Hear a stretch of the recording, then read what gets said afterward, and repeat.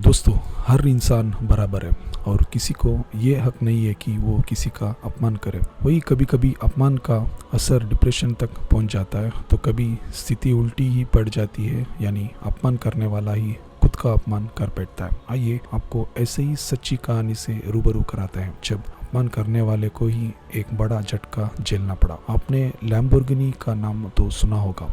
जी हाँ, जिसकी गिनती विश्व की चुनिंदा top luxury sports car brands में की जाती है। जानकर हैरानी होगी कि सिर्फ एक अपमान का बदला था लैम्बोर्गिनी स्पोर्ट्स कार का निर्माण। आइए सुनाते हैं आपको उसकी पूरी कहानी, लेकिन सबसे पहले जान लेते हैं इस कार के संस्थापक के बारे में। लैम्बोर्गिनी कंपनी के संस्थापक का नाम था फेरुसियो लैम्बोर्गिनी। इनका जन्म 28 अप्रैल 1916 इटली के रेनाजो नाम के एक शहर में हुआ था। इनका एक किसान के परिवार थे। लैम्बोर्गिनी की सोच अपने पिता से बिल्कुल अलग। वो किसान नहीं बल्कि वो कुछ अलग ही बनना चाहते। वो अपनी दिलचस्पी मशीनों में दिखाया करते थे। यही वजह थी कि उन्होंने आगे मैकेनिकल की पढ़ाई की। लैम्बोर्गिनी को पहली नौकरी इटालियन रॉयल एयरफोर्स में एक मैकेनिक के रूप में मिली। मशीनों में दिलचस्पी और कड़ी मेहनत के कारण वो जल्दी वहाँ व्हीकल मेंटेनेंस यूनिट के सुपरवाइजर बन गए, और वो भी एक एयरफोर्स के जवान भी थे। तो इसलिए 1945 के लड़ाई के बाद अपने हार से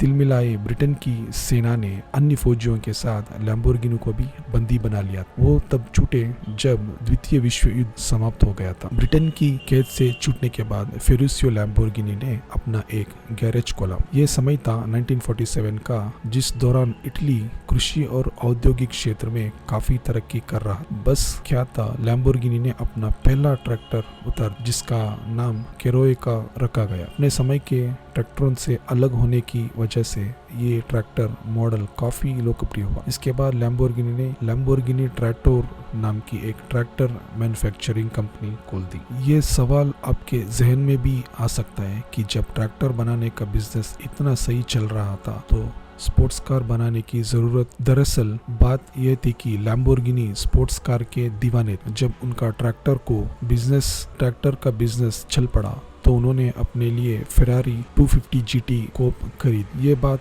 1958 की है। जैसा कि हमने बताया कि लैम्बोर्गिनी एक मैकेनिक थे, इसलिए उन्हें फेरारी 250 GT कोप में कुछ खामियां नजर आई। उन्होंने देखा यह फेरारी कुछ ज्यादा ही शोर कर रही है और इसके अंदर कुछ मरम्मत की जरूरत है। उन्होंने ये बात फेरारी कंपनी को बताने की सोच, ताकि कंपनी फेरारी इस मॉडल में जरूरी सुधार करे। लेकिन फेरारी ने उनकी बात पर ध्यान नहीं दिया और घमंड से चूर होकर कहा कि खामियां हमारी कार में नहीं बल्कि इससे चलाने वाले में है। साथ ही ये भी कहा कि तुम्हारे लिए यह अच्छा होगा कि तुम अपना ट्रैक्टर बनाने का काम देखो। लैम्बोर्गिनी को फेरारी की वो बात दिल को लगा। अपमान का बदला लेने के लिए उन्होंने स्पोर्ट्स कार को मार्केट में उतारने का सोचा। पूरी प्लानिंग की गई और खास डिजाइन तैयार की गए ताकि फेरारी को उसकी सही जगह दिखाया जा सके। लैम्बोर्गिनी ने 1963 में अपनी पहली स्पोर्ट्स कार 350 GTV के नाम से निकाली।